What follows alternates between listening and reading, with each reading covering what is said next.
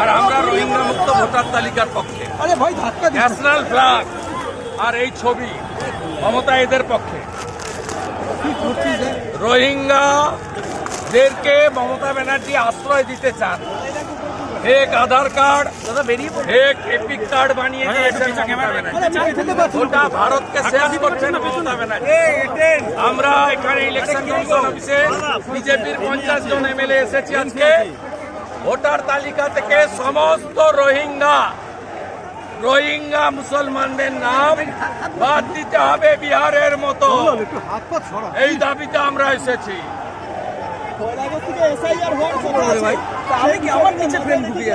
কবে করবে election commission? বিহারে যা করেছে এখানে করতে হবে। বিহারে যদি 30 লাখ বেরোয়, এখানে 90 লক্ষ বেরোবে। আমরা কোন ভারতীয়র বিরুদ্ধে নই, হিন্দু, মুসলিম, শিখ, খ্রিস্টান, জৈন, পার্সি, বুদ্ধিস্ট কারোর বিরুদ্ধে নেই। কিন্তু এই বাংলায় কোন রোহিঙ্গা মুসলমানকে আমরা ভোটার তালিকায় থাকতে দেব না। আনসারুল বাংলার 7 শেখ 3 বার তৃণমূলকে ভোট দিয়েছে। আনসারুল বাংলার 7 শেখ হরিহরপাড়া, মুর্শিদাবাদ। একটাও রোহিঙ্গা মুসলমানের নাম ভোটার তালিকায় রাখা যাবে না।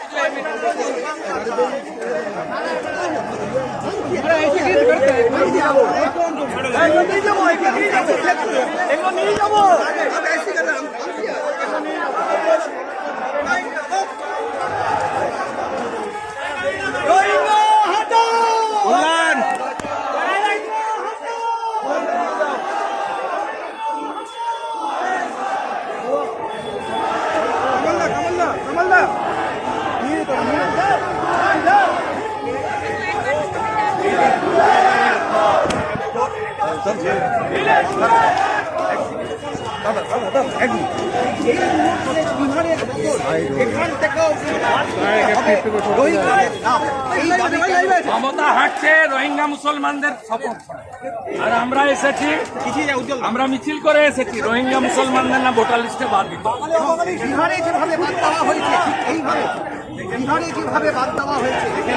অবশ্যই কোন রোহিঙ্গা মুসলমানের নাম ভোটার তালিকায় থাকতে পারে। 7 শেখ হরিহরপাড়া, মুর্শিদাবাদে যে গ্রেফতার হয়েছে, তিনি 3 বার সব ফর্জি এপিক আর আধার কার্ড বানিয়ে দিয়েছে মমতা। বিহারে যদি 30 লাখ বাদ চলে যায়, এখানে 90 লক্ষ আছে।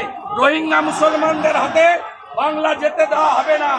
7 শেখের হাতে বাংলা যেতে দেওয়া হবে না। খেলা হাঁটছে রোহিঙ্গা মুসলমানদের বাঁচানোর জন্য, আর আমরা এসেছি বিহারের মতো সমস্ত রোহিঙ্গাকে বাদ দিতে হবে। কোন ভারতীয়, মুসলিম, হিন্দু, শিখ, খ্রিস্টান, জৈন, পার্সি, বুদ্ধিস্টের বিরুদ্ধে আমাদের কোনো অভিযোগ নেই। ভারতীয়রা সবাই থাকবে, সব ধর্মের লোক থাকবে। কোন রোহিঙ্গা মুসলমানের নাম ভোটার তালিকায় থাকবে না।